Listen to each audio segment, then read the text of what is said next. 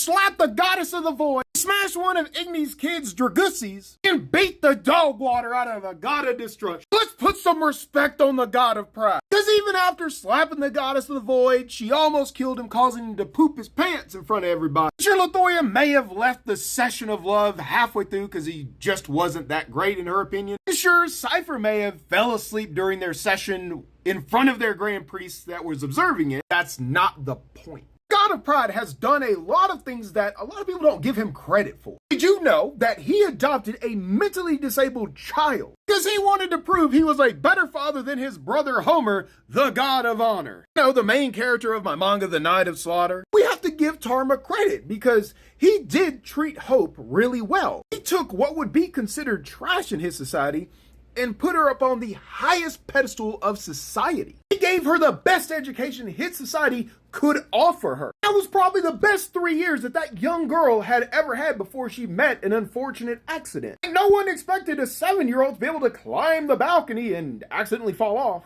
But at least justice was given to the maid that was supposed to take care of her, while Tarma was handling divine duties. We need to put some respect on Tarma's name because even though a particular goddess didn't like his performance in bed and an ancient red dragon didn't have any standards, he proved his value in bed by kidnapping one of the best erotic writers in the world to record his performance. It became a global hot item to consume. Tarma's mind is so strong that a creature similar to a beholder that when it reproduces latches on to a strong psychic connection, leaches into somebody's mind, and then spawns something into creation. One of them latched onto Tarma, and they were able to create the god of shame, a femboy version of him. To be clear, it's not actually a god, it's more of an avatar of shame. He's been able to sow chaos in the world on his behalf. But besides putting the pause on desolation, we need to acknowledge his biggest accomplishment. Y'all remember Lady Orgy, Desolation's favorite grand priestess? Now, after she was murdered,